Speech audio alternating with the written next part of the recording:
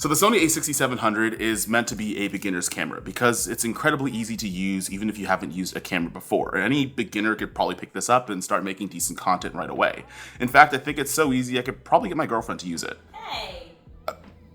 We'll get there. Now, not necessarily a new face on this channel. I brought my girlfriend onto tutorials and lens comparisons and even some lighting breakdowns that might have not gone my way. Ow! Oh my god! What the Today's video is actually going to break down the basics, your shutter speed, your aperture, and your ISO. And when using a camera like the a6700, it's easy to use these basic settings on this camera or on others in order for you to record a clip. However, we're just going to get started with the video and we're going to start off with shutter speed. Look at my hand for a second. If I'm moving, you can see my individual fingers move, right? There's no blur between where my fingers are because they're moving slow enough to understand. Now, when I do this, do you see my individual fingers as they're moving? I mean, I guess not. There's a blur between. Is there a blur between? Do you see Yeah. it? Okay. So that's something called motion blur. In humans, when we see stuff, when cars are moving fast, there's usually a blur when you see it. You don't see the car in a still frame as it's going across. Yeah. The same thing happens with video. You want to pick the right shutter speed that the motion blur looks believable. Now, we're going to get a couple of different clips where I'm going to show you what 3 of them look like when it's too fast, it's too slow, and right in the middle. And then you're going to let me know which ones look different to you and why.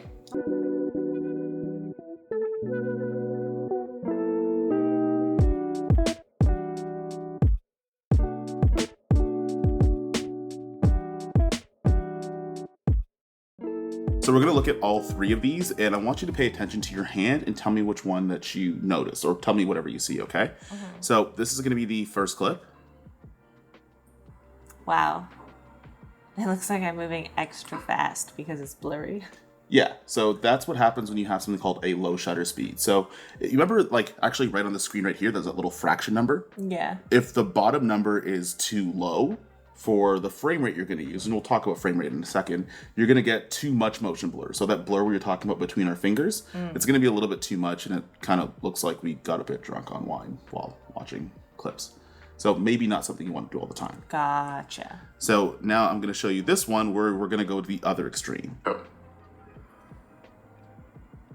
Oh, see, that kind of looks like the setting on your TV when you get a new TV for, like, watching sports. Yeah. And, you know, and you're like, why does my TV show look weird?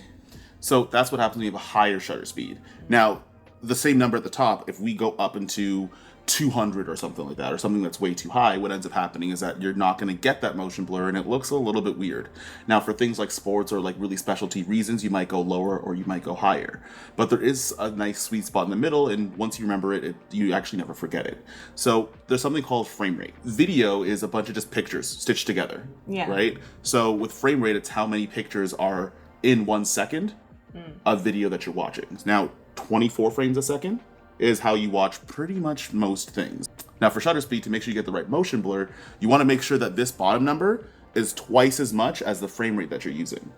Oh.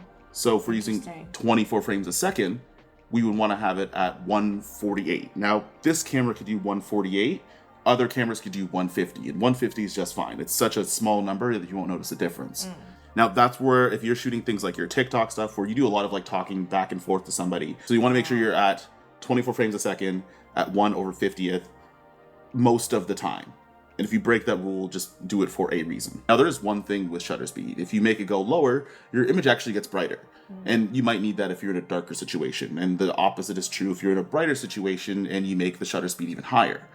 But what ends up happening is that you might throw off that motion blur because you're trying to compensate, which is why you might want to use something called Aperture or Iris that we'll kind of go into next, okay? Okay, so the shutter speed was going to be the fraction number in the corner, right? Yeah. Now, beside it, do you see that little F number? F16 sounds like a race car. Okay, so it's not a race car, but we're going to talk about Aperture or Iris. Now, you ever see people when they have videos and like the background super blurry, but they're really sharp in frame, and you kind of wonder how that happens? Yeah. I mean, I don't know if you actually wonder how that happens, but I think about it all the time and nothing else. Really? Yes. Okay, well, this is how you're going to be able to do it. Now, with Aperture, what you're going to have is that the lower that F number is, the more background blur there's going to be. Now, what happens is you have something called depth of field, and it's essentially like, we talk about filling a room, right? Say from the window to the wall. To the wall. No, keep going. Okay. Depth of field basically is how much between the window and the wall is going to be in focus. The lower the number, the less things are in focus and the more things in the back are blurred out. Does that make sense? Yeah. Like you can also think of it like the higher the number, the more things you can focus on because there's more number. That didn't make sense, but yeah. Yeah, you're actually kind of right, actually. So what ends up happening is that if you use a lower f-stop number, you're going to create a background blur called bokeh. And you'll hear that a lot when people talk about the stuff that's in the background. Now, this is a great way that you can compensate for bright or darker. So we were talking about shutter speed, how you kind of want it to be in the same place. You can use your aperture if something's too dark in order to make things a little bit brighter. The only thing that you give up, though, is that if you need things to be more in the background, you might lose those things because you're getting more bokeh the lower the f-stop you go. So you have to play that game of how much stuff do you want in focus for the shot that you want versus how much light or darkness you want. We'll just call it exposure for these to make it easy. So what you might want to do when you're shooting stuff that's just yourself, you could go ahead and use lower f-stops. Reason being is because everything is going to be, well, the focus is going to be on you. I know. On me? I know. You're going to get all the attention from your camera. If there is something in the background that you want to expose for, or maybe you have more than one person, you might want to go with a higher number to make sure that if someone's standing slightly behind you and not directly beside you, that you're going to be able to do that. Now, that still kind of leaves the question of, well, there's bright and dark that happens when you change your shutter speed and when you change your iris. And maybe you have the right iris, you have the right shutter speed, but you quite didn't get the thing that you wanted to. It's not quite bright or it's not quite dark as much as you want it to. This is where we're going to move into something called ISO. Okay, so you know how, just to recap, the fraction number is your shutter speed, that F number was your aperture. So that little number that says ISO, that's what we're going to be using next. Oh, in search of answers. No, answer starts with an A. ISO, what we're going to do is you're going to press a little button that has the ISO on it. Yeah. Now, you can map that to a dial, or I'll show you how to use a touchscreen later. But as you move that down, you notice it's getting a little bit darker, right? Yeah. So if you're getting a video and things are a bit too dark, you could always change your ISO if you have the right aperture and the right shutter speed that you want. So you do this last? Now, yes, you do it last. However, there is a caveat with ISO. And if you haven't noticed that once you change certain settings, things get brighter or darker, it just will differ in terms of how it affects the actual video quality. Now, with ISO, if you make things too bright to accommodate for darkness, you might introduce something called noise. And I'm actually going to show on the screen what that's going to look like when you put too much noise into your sensor. And when you go too low, you might lose something called dynamic range. Now, that sounds ridiculous, doesn't it? You know when you're recording on your iPhone and you try to make sure that you are the proper brightness, but the window gets really blown out, it just turns into light and you can't see behind it? Yeah. The distance between those two things in order to get detail in both is called dynamic range. Now, on phones, it might not be so great. So if you choose that you want to make sure that you are the person that's lit that you see, it might sacrifice something called dynamic range and it'll make the windows blown out in order to accommodate for that. And the opposite is true when you try to expose for the windows. If you tap on the window, you can see through the window now, but now you're a shadow. So what cameras do is it has a better dynamic range. It does a better job of making sure that you get both. Now, if you drop your ISO too much, you're actually going to take away some of that in order to make things darker. So it's not the best thing to compensate for. Oh. However, we're going to talk about something else called picture profile. I know it's tricky, but picture profiles on your camera are essentially just modes that give you the most amount of it. So people don't like color grading. Then you have DaVinci Resolve. She has DaVinci Resolve. So when you don't want to color your footage, we can use something called S-Cinetone. We actually did this video last year where we compared the two of them. You just probably didn't know that that's what I was doing. I just made you sit in front of the camera. But if you don't like color grading, we can use a picture profile called S-Cinetone. Now you have a bit less dynamic range, so your windows might be blown out a little bit. Yeah. But you don't have to color your own footage, which is great. Yeah. Now, what we're using right now is called S-Log. Yeah. Now, you're going to have more dynamic range, so your image, when you're taking a video, if there's a bright area in the back, you're not going to lose that information, but you have to color grade your own footage. So it becomes a choice of which one you want to use. Gotcha. So what we're going to do is that knowing all of that about ISO and dynamic range and all other fun stuff, it's a little bit hard to explain. It's going to be much easier when we actually try it out. So I'm going to actually mix around all the settings on this guy. You're going to pick somewhere in the house, and we're going to record a clip. That way we're going to really test if you learned anything or if I've just been giving you a script this entire video. Oh, one thing. I forgot something about ISO. Now, we're using S-Log. That's something to remember. When you're using S-Log, you have something called a native ISO.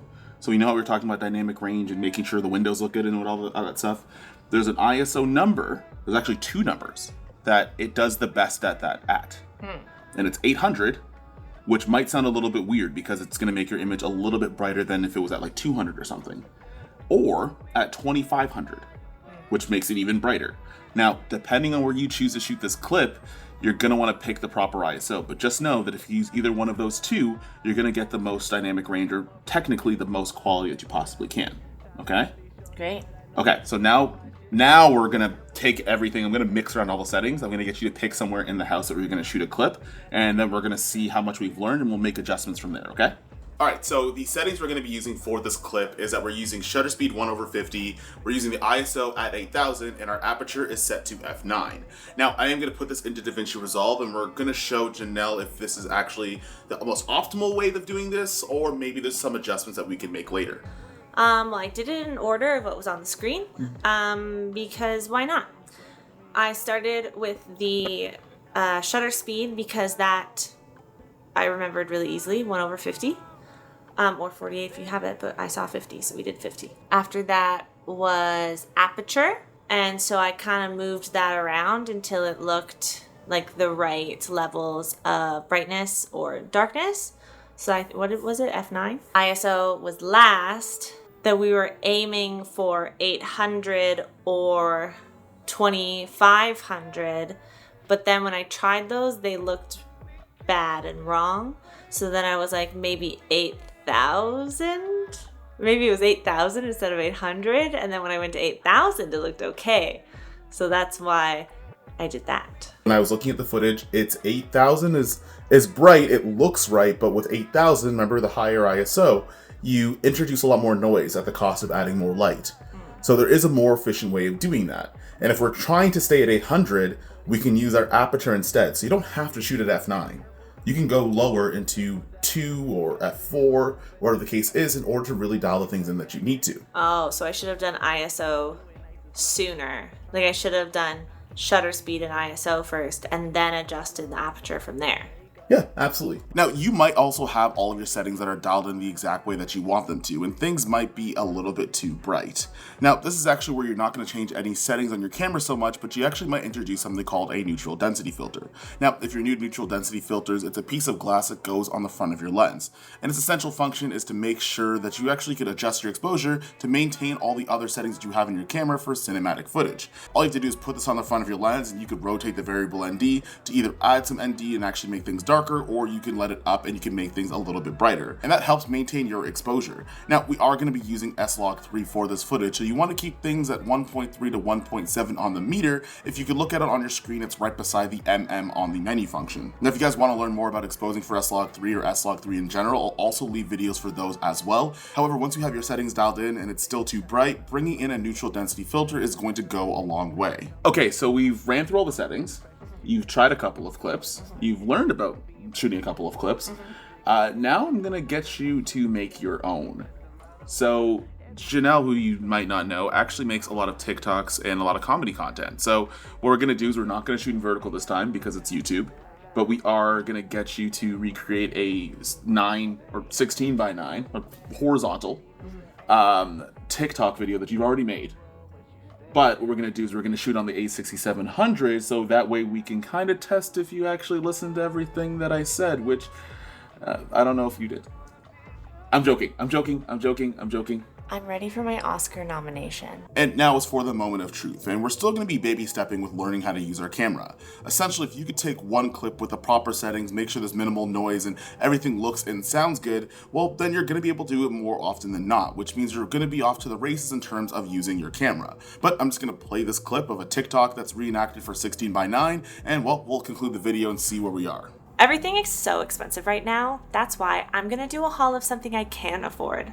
Existential dread. So the first thing I got was a little bit of depression. I don't know if you can see it on. I wasn't sure what the color was gonna be like online, but then when I got it, it was definitely blue, like a deep blue. It's so cozy though. I could just lay all day in bed and cry. The second thing I got was some hopelessness. Now this one I had a little bit of trouble imagining what it would look like on. I think it's one of those things that looks different on everybody. I'm normally pretty upbeat, but honestly, the more I wear it, the more it feels like me. Well, I think that went pretty well. Now, again, we are just baby stepping with learning camera basics. We're not asking you to make a short film or a documentary or even to shoot an entire YouTube video. The easiest way to eat an elephant is one bite at a time. And as morbid as that sounds, if you're able to record a clip with proper settings, you're probably able to do it again. And you're probably able to do it again, and then eventually you'll find out that you have enough clips to make your very own YouTube video or start in videography while getting a bunch of clips for whatever story you want to tell. Now, a special shout out to Janelle for letting me point my camera at her for these videos, because I'm sure that's not the most fun thing in the world. And if you're a real one, you'll follow her on TikTok, because I will link that in the description down below, because she makes a lot more funnier content than I do. That being said, I hope you guys enjoyed the video, or at the very least you guys learned something. And if you have any questions about using your camera and some of the basics, you can leave a comment down below, but I don't know, if you want to see more videos, you'll probably see them over there. That being said, I'll see you in the next one. Peace.